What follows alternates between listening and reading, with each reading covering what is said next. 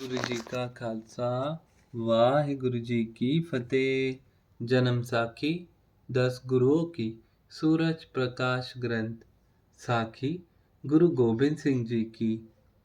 बाजों ने मोट बाजरी खानी। गुरु जी के वचन सुनकर महंत जेताराम ने आप जी को नमस्कार किया तथा एक दिन भंडारा करके सारे जत्थे सहित उन्हें भोजन कराया। गुरु जी के बाजों को महंत ने संबोधित करके कहा, तुम सद्गुरु जी के सुंदर बाज धन्य हो। हमारा निवास संतों महंतों का वैष्णव भोजन खाने वाला है। तुम मांसाहारी हो। यदि तुम कृपा करो तो आज तुम हमारे निवास से अन्न का दान ही स्वीकार कर लो। यह प्रार्थना करके महंत ने बाजों के आगे मोट बाजरी रख दी, जिसको बाज तत्काल ही चिड़ियों कौवों की तरह चुग कर खा गए। यहाँ गुरु जी ने महिमा क्षेत्र में चरण डाले थे। धन श्री गुरु गोबिंद सिंह जी महाराज। भाई दया सिंह का औरंगजेब से वापस आना। दादू दारे से चलकर गुरु जी ने कुलाई नगर जाकर निवास किया। यहाँ गुरु जी 12 दिन विश्राम करके बगोरा जा उतरे।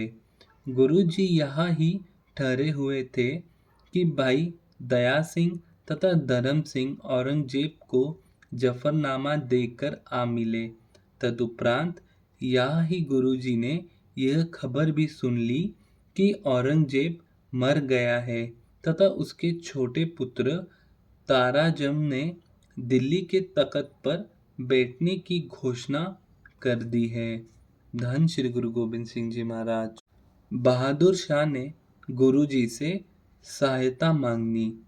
2 मार्च को जब औरंगजेब दक्षिण प्रदेश में मर गया तो उसके छोटे पुत्र ताराजम आजम शाह ने दिल्ली के तख्त पर बैठने की घोषणा कर दी।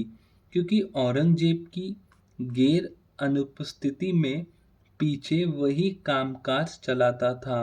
इसका बड़ा भाई बहादुर शाह उस समय बलक बुखारे गया हुआ था।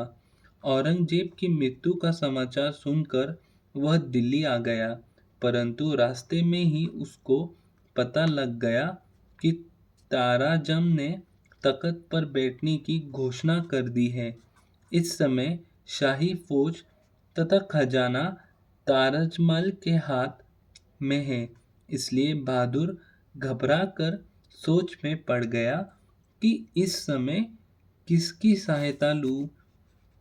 इस सोच तथा चिंता में बहादुर शाह ने भाई नंदलाल को कहा कि तुम गुरुजी के पास जाओ और मेरी तरफ से प्रार्थना करो कि इस समय आप जी मेरी सहायता करके दिल्ली के तख्त पर मुझे बिठवाओ। आपकी सहायता के बिना मैं ताराजमल का मुकाबला करके तख्त प्राप्त नहीं कर सकता। धन श्री गुरु गोविंद सिंह जी महाराज। भाई नंदलाल जी बहादुर शाह की ओर से गुरु जी को प्रार्थना करने के लिए बगौर आ मिले। बहादुर शाह की प्रार्थना को सुनकर गुरु जी ने कहा कि यदि बहादुर शाह यह बात लिखकर मुझे दे कि यदि उसको दिल्ली का तख्त मिल जाए तो वह हमारा एक सवाल मान लेगा।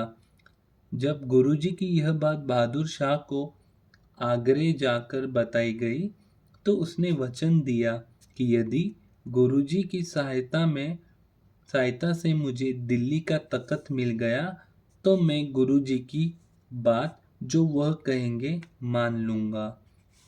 जब बहादुर शाह ने गुरुजी की यह शर्त मान ली तो आप जी ने उसको कहा कि जितनी भी हो सके सेना इकट्ठी करके ताराजमल से मुकाबला करने के लिए तैयार हो जाओ। हम समय पर आकर उसकी पूरी सहायता करेंगे।